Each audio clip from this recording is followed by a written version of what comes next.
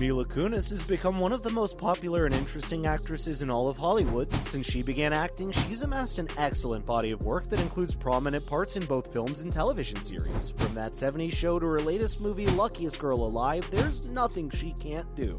In today's video, we'll be talking about her new film and how it fared in the industry. First, Luckiest Girl Alive got mixed reviews. Luckiest Girl Alive, starring Mila Kunis, has launched on Netflix to mixed reviews. The film stars Mila Kunis from That 70s Show as a headstrong New Yorker whose life unravels when a past traumatic event comes back to haunt her. The film is directed by Mike Barker, who also directed The Sandman. The film stars Scoot, McNairy, Justine Lupe, and Finn Wittrock, all of whom have previously been on American Horror Story. Critics haven't exactly been wagging their tails about the film. Currently, it has a Metacritic score of 57% and a Rotten Tomatoes score of 43%. The New York Times rated the film a critical score of 7.5 out of 10, noting that while Kunis gives a great performance, Barker has trouble finding the right tone. What's more, the only good thing about the movie was Mila's performance, her acting in the film's saving grace, which is good news for director Mike Barker, who has the thankless task of guiding the tone from snark to developing sincerity. Barker overuses stock footage of Kunis gazing at her reflection for most of the movie. The famed film critic Roger Ebert gave the film a scathing 1-star review, saying it exploits rape trauma and the cause of girl boss feminism, and that it dramatizes a school massacre in bad taste. One of the tremendously distasteful decisions made by the film is revealing who the offenders were, which is a big deal considering the film is largely compromised of tasteless decisions. The Guardian wasn't much kinder to the film, giving it only 2 stars. The novel's Arabic wit and barbed insights of New York careerists are said to have been drained into hollow. Unearned empowerment song in the film adaptation, which the review terms a self-serving fantasy. Variety was also unimpressed, stating that Kunis' performance was the film's lone saving grace. Kunis is capable of playing a complex female protagonist. She makes Annie's passive-aggressive arrogance sound like poetry with her witty delivery. There's nothing in the film that makes you feel good inside. The overly simplified resolution elicits criticism rather than the enlightened jubilation the producers had hoped for due to the film's awkward elements, particularly those crammed into the climax. Coming up, some critics believe that this might be the actress's best performance yet. According to Collider, Kunis gave a fantastic performance in The Picture, and the magazine even goes so far as to call it her best work to date. Mila Kunis' acting was so captivating, it keeps the audiences on edge of their seats the entire time. She's unpredictable in her actions and words, but once the movie's final act begins and the motivations behind her actions become more evident, you can connect to her, but at the same time you feel like her motivations are lacking. Lastly, the tricky subject matter of the film was handled very distastefully. Some critics believe that the dark and atrocious atmosphere of the tragedy to which Annie falls is effectively conveyed. Although Mila Kunis' performance as the victim falls short, her face is etched with psychological suffering, but her acting fits the archetype of the tortured victim, so she doesn't fully convey the plan of having experienced a sexual attack of this magnitude. However, the production design and storyline are remarkable, particularly in how they portray Annie's dual nature. The fact that Annie recognizes her in her voice, which she describes as calling her crazy all the time, demonstrates her accurate awareness of its existence. The audience's ability to connect with her emotional ordeals because they are always aware of this internal voice produces a dramatic irony of sorts, even as someone as near as her fiance is kept in the dark. The cinematography is quite inventive in the way it links the past and the present through the use of similar hues and chiaroscuro at key points. Now, let's look at 5 of Mila Kunis' best performances. First off, number 5, we have Rachel from Forgetting Sarah Marshall. To some extent, Nicholas Stroller's Forgetting Sarah Marshall is among the top 20 best romantic comedies of all time. It is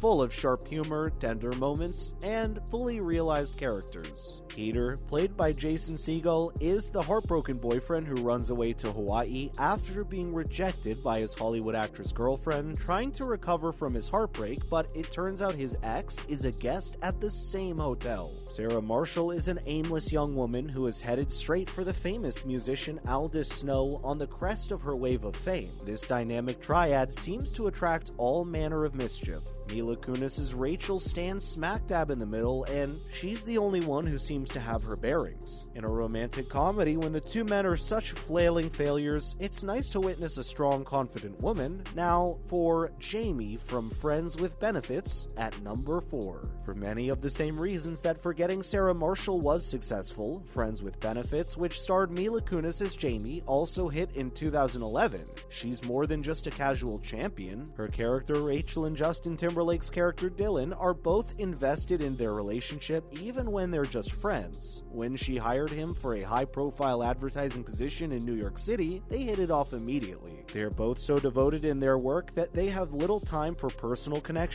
It's a romantic comedy and it's completely predictable, but the two protagonists have enough charisma to make it watchable. Let's look at the number 3 spot with Kunis' performance in Black Swan. Black Swan is among Darren Aronofsky's finest works. The performance of Natalie Portman as Nina is stunning. Mila Kunis played a significant role in the picture and her contribution should not be overlooked. Lily, played by Kunis, poses the biggest competition for Nina dual roles as White and Black Swan. The director says that while Nina has mastered the White Swan's technical requirements, she lacks Lily's sheer desire, which is necessary for the Black Swan. Lily is a magnet for Nina's paranoia, anger, and psychological disintegration. Kunis is the pivotal point on which Portman's fragile psyche swung. Mila Kunis never danced until she was cast as Lily in Black Swan. Being a dancer was a whole new experience for her, and she freely admits that she had no idea how rigorous the training was. She trained with choreographers for quite some time to perfect her technique. She developed a deep appreciation for dancers as she realized how much dedication, discipline, and physical exertion were required to become such a pro.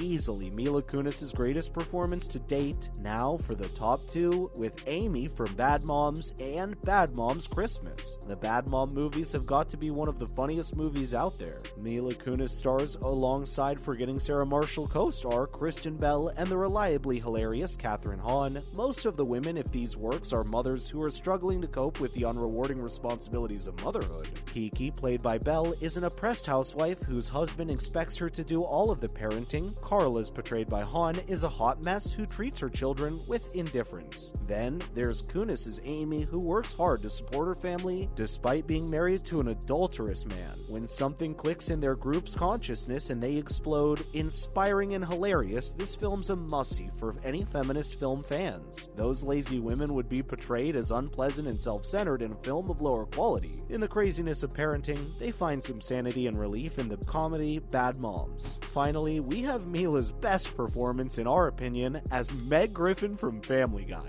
At the beginning of the series, Lacey Chabert voiced Meg Griffin, the outcast daughter of the Griffin family. In any case, Mila Kunis quickly replaced her, and she's been doing Meg Griffin ever since. Because Kunis gives Meg a feeling of ludicrous grief and mistaken confidence while being the punching bag of the family, she's one of the best voice performers on the program. Kunis is well known for her appearances as Meg Griffin on Family Guy and Jackie Burkhardt on That 70s Show, two of Fox's most popular shows of all time. She won 2 Young Star Awards for Best Actress in a Television Series for this work. All the regulars on Family Guy seem to dislike Meg, and they never hold back from saying so. Lois and Peter tried to abandon baby Meg at the fire station because they didn't want her. She faces harassment from classmates and domestic violence from her partner. Many members of her family strive to avoid her presence by either ignoring her or moving on carefully as to not draw attention to themselves. Meg suffers from her family's constant mistreatment, and Mila easily makes her the most likable character in the whole show. But that's going to be a wrap for this video, my friends. Do you want to know more about The Luckiest Girl Alive or Mila Kunis' other performances? Let us know in the comments. Make sure to like and subscribe. Thank you so much for watching. We'll see you in the next one.